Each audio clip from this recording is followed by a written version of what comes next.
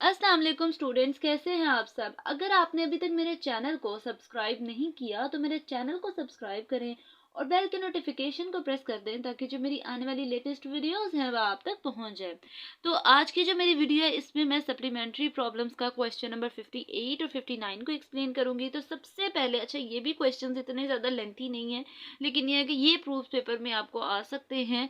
तो सबसे पहले जो मेरे पास क्वेश्चन है उसकी स्टेटमेंट को रीड कर लेते हैं। स्टेटमेंट में क्या लिखा है, prove that triple integral volume को रिप्रेजेंट करता है D V by R square is equal to double integral surface को रिप्रेजेंट कर रहा है R dot N divided by R square, साथ क्या आ जाएगा मेरे पास डी एस। अब क्या करना है हम लोगों ने, इस जो क्वेश्चन है सबसे पहले राइट हैंड साइड वाली चीज़ लेनी है। अच्छा, मोस्टली जब भी हम प्रूव दैट या show that verify that proof करते हैं किसी भी चीज़ को, तो हम कोशिश करते हैं कि क्वेश्चन की लेफ्ट हैंड साइड ले, लेकिन कुछ मुझे लगता है कि 100 में से अगर आप कह लें कि 95% कुछ ऐसे क्वेश्चंस होते हैं जिसमें हम लोगों को राइट हैंड साइड लेना होता है। ठीक है, मतलब हम लेट कर लेते हैं राइट हैंड साइड क्योंकि उसको सॉल्व करना इजी होता है, तो हम लेफ्ट हैंड साइड प्रूव कर लेते हैं। आपकी मर्जी है, आप जो सा मर्जी मेथड करते हैं, लेकिन मोस्टली जब भी क्वेश्चन किया जाता है तो हम लेफ्ट हैंड साइड लेते हैं और राइट हैंड साइड को प्रूव करते हैं। लेकिन आप इसका मतलब उल्टा भी कर सकते हैं कि राइट हैंड साइड को आप लेट कर लो और लेफ्ट हैंड साइड प्रूव कर लो।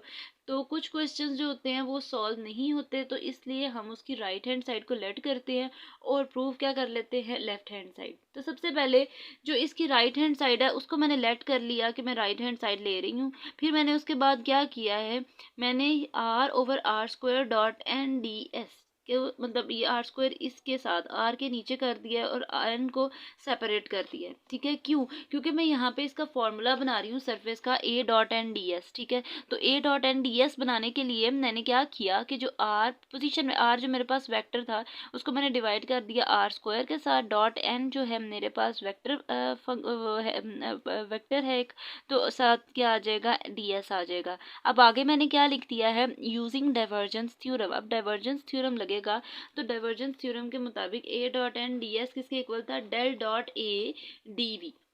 ठीक है, क्योंकि अब उसको मैं वॉल्यूम में कन्वर्ट कर रही हूँ तो कुछ इस डेल डॉट अब देखें यहाँ पे क्या आएगा, डेल डॉट ए। अब ए को कैसे मैंने आर की पावर नीचे स्क्वायर था, जब ये ऊपर शिफ्ट हो जाएगा तो ये आर की पावर प्लस में थी, ऊपर शिफ्ट होने की वजह से ये माइनस में कन्वर्ट हो गई है। ठीक है, यहाँ पे शिफ्ट हुआ है, ऊपर पावर जब जाएगी तो वो आर की पावर -2 हो जाएगी, साथ डीवी आ गया।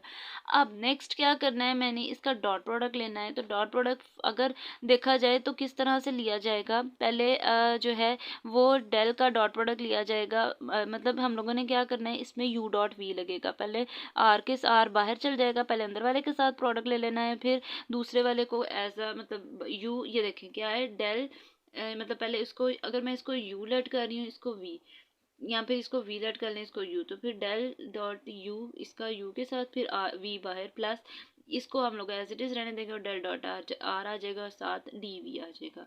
अब नेक्स्ट मैंने क्या करना है यहाँ पर, अब इसके बाद मैंने क्या करना है कि डेल जो मेरे पास आर की पावर -2 है तो यहाँ पे हम फॉर्मूला लगाएंगे। तो मैंने यहाँ पे जो सिंस का सिंबल लगा के डेल आर की पावर अगर एन है मेरे पास फॉर एग्जांपल, तो आर की पावर एन किस तरह से होगा, एन पावर पहले पावर में जो है -2 होता है। जब भी आर की पावर एन का डेल लिया जाता है तो आम जब भी क्वेश्चन करते हैं पावर पहले पावर में एक कमी करते हैं, लेकिन इस क्वेश्चन में क्या करेंगे कि पावर में -2 करेंगे और साथ अंदर वाली जो चीज़ है उसको मतलब हमारे पास जो वेक्टर फंक्शन है वो साथ आ जाता है। मतलब इस फॉर्मूले के मुताबिक मैंने इसकी क्या कर देनी है, मतलब डिफ्रेंशिएट कर देना है इसको डेल के रिस्पेक्ट से। तो मेरे पास कुछ इस तरह से आंसर आएगा।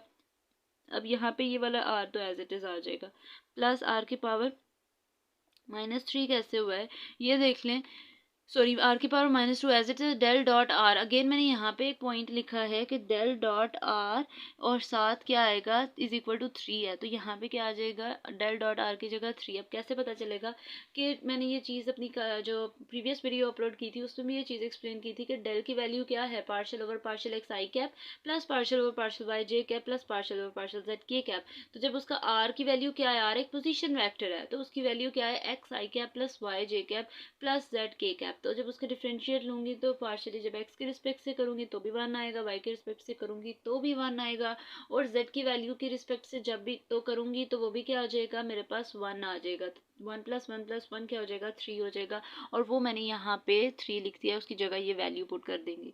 ठीक है, अब इसकी फर्दर सिंप्लीफिकेशन होनी है, तो सिंप्लीफिकेशन के लिए क्या करेंगे, 3 r की पावर, मतलब ये 3 एक कांस्टेंट नंबर है, तो कोशिश करते हैं कि वो पहले लिख दिया जाए, और ये मेरे पास जो वेरिएबल है यहाँ पे वो जो भी वैल्यू है वो बाद में लिख दी जाए। अब मैंने क्या करना है, r की पावर -4 + 2 क्या हो जाए, क्योंकि बेसिस सेम है तो इसकी पावर्स ऐड हो जाती है, तो क्या होगा, -4 + 2 क्या हो जाएगा, -2, और फिर ये मेरे पास इसकी वैल्यू सेम हो गया, r -2 हो जाएगा, यहाँ पे भी r -2 होगा, तो 3 में से -2 कर दें तो खाली r की पावर -2 आ जाएगा। तो कुछ इस तरह से ही इसकी सिंप्लीफिकेशन हुई है। यहाँ पे देख लें, पहले मैंने उसकी पावर्स ऐड किया, फिर मैंने उसको प्लस किया है, फिर r की पावर -2 आया, dv आ गया, फिर मैंने उसकी क्या करना है, r की पावर -2 जब नीचे ओवर की फॉर्म में शिफ्ट होगा तो r का स्क्वायर हो जाएगा, और यही चीज़ तो हम लोगों ने प्रूव करनी थी, लेकिन मैंने क्या किया, नेक्स्ट स्टेप ने dv ऊपर कर दिया और r स्क्वायर नीचे करके लेफ्ट हैंड साइड प्रूफ हो गई है।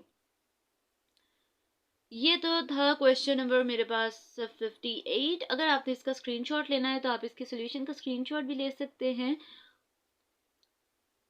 तो नेक्स्ट मैं मूव कर रही हूँ इसके क्वेश्चन नंबर 59 पे। 59 भी बहुत इजी क्वेश्चन है, मतलब बहुत लेंथी नहीं है। तो सबसे पहले क्वेश्चन नंबर 59 की स्टेटमेंट को देख लेते हैं। इसमें भी हम लोगों ने अगेन प्रूव करना है, डबल इंटीग्रल s को रिप्रेजेंट कर रहा है r की power 5n ds is equal to triple integral v 5r cube r position vector है और साथ dv आ जाएगा। अब नेक्स्ट क्या करना है, by divergence theorem. Divergence theorem का फॉर्मूला लगेगा अगेन यहाँ पर। तो जब मैं डाइवर्जेंस थ्योरम का फॉर्मूला लगाऊंगी तो मेरे पास कुछ इस तरह से वैल्यूज आ जाएंगी। ये देखें जी, अब मुझे पता है कि a dot N D S is equal to del dot A D V है। फॉर्मूला लगाया, फॉर्मूला लगाने के बाद मैंने क्या लिखा है, साइड पे जो रेड मार्कर से लिखा है उसको देखें कि taking a is equal to r की पावर 5c जो है वो कोई सा भी कांस्टेंट वेक्टर है, कैपिटल C से पे वो कह रहा है कि a की जगह हम लोगों ने r की पावर 5 कैपिटल C जो है वेक्टर कांस्टेंट वेक्टर वो लिखना है, वेयर C जो है मेरे पास वो क्या है, इज अ कांस्टेंट वेक्टर। ये कोई सा भी कांस्टेंट वेक्टर है, तो जो मेरे पास जहाँ जहाँ a है वहाँ वहाँ r की पावर 5c कर दूंगी और इसको इक्वेशन 1 का नाम दे देना है। अब नेक्स्ट मैंने क्या करना है, मैंने इस स्टेप को सिंप्लीफाई करना है। तो मैंने सिर्फ इसकी डेल डॉट r की पावर 5c जो है मेरे पास पोजीशन वेक्टर तो है नहीं, होगा कांस्टेंट वेक्टर, उसका हम लोगों ने डॉट प्रोडक्ट लेना है। डॉट प्रोडक्ट अगेन क्या आएगा, पहले उसके साथ मल्टीप्लाई होगा, दूसरा एज इट इज प्लस पहले वाला एज इट इज आ जाएगा और दूसरे के साथ डॉट प्रोडक्ट ले लेना है। फिर यहाँ पे अगेन वही रूल लगेगा कि पावर पहले पावर में से -2 कर दें और r जो है पोजीशन वेक्टर आ जाएगा, dot c constant vector plus, अब कांस्टेंट वेक्टर का जब भी डेल लेंगे तो वो 0 आ जाएगा। मतलब उसकी हम अगर करेंगे भी तो जैसे हम लोग डिफ्रेंशिएशन करते थे, तो जब भी कोई कांस्टेंट नंबर जैसे हम डिफ्रेंशिएट करते थे 5 का तो वो भी 0 आ जाता था, कोई नंबर होता था तो उसका आंसर 0 आ जाता था।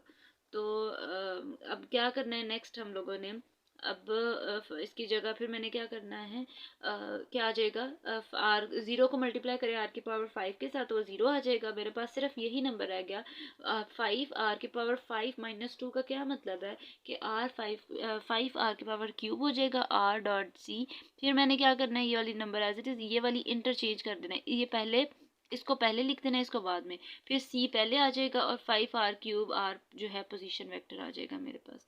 अब इतना काम तो मैंने कर लिया। फिर मैंने इक्वेशन 1 जो मेरे पास इक्वेशन है उसमें मैंने इसकी जगह इसका आंसर पुट करना है, और आंसर पुट करने के बाद मैंने दोनों इंटीग्रल से बाहर c एक कांस्टेंट वेक्टर है तो वो इंटीग्रल के अंदर लिखा नहीं जाएगा, तो हम कोशिश करेंगे कि उसको दोनों इंटीग्रल से वो सरफेस से भी बाहर लिख दिया जाए और वॉल्यूम वाले इंटीग्रल से भी, ट्रिपल इंटीग्रल से भी बाहर। अब ये डबल इंटीग्रल है, ये ट्रिपल इंटीग्रल है, इसमें से भी c कांस्टेंट वेक्टर बाहर चल जाएगा और इसमें से भी c एक कांस्टेंट वेक्टर है वो बाहर चला जाएगा। जब ये बाहर चल जाएगा तो कुछ इस तरह से आएगा। आगे मैंने क्या लिखा है, since c is arbitrary constant vector, so वो कोई सा भी आर्बिट्रेरी कांस्टेंट वेक्टर है, तो अगर दोनों साइड्स पे है, इक्वालिटी के दोनों साइड्स पे एक चीज़ है, दोनों मल्टीप्लाई हो रही है तो ये कैंसिल आउट हो जाएंगे। तो मेरे पास जो हम लोगों ने चीज़ प्रूव करनी थी वो प्रूव कर ली है, वो हम लोगों ने अगेन लिख देनी है, लास्ट पे लिख देना है विच इज़ रिक्वायर्ड, जो चीज़ प्रूव करनी थी वो प्रूव हो गई। ये थी जी आज की मेरी वीडियो। होपफुली आपको मेरी वीडियो अच्छी लगी होगी। अगर आपको मेरी वीडियो अच्छी लगे तो वीडियो को लाइक करें और सब्सक्राइब करना मत भूलिएगा। तो इंशाल्लाह जो नेक्स्ट वीडियो होगी वो फर्दर क्वेश्चन से रिलेटेड होगी। तो तब तक के लिए अल्लाह हाफिज़।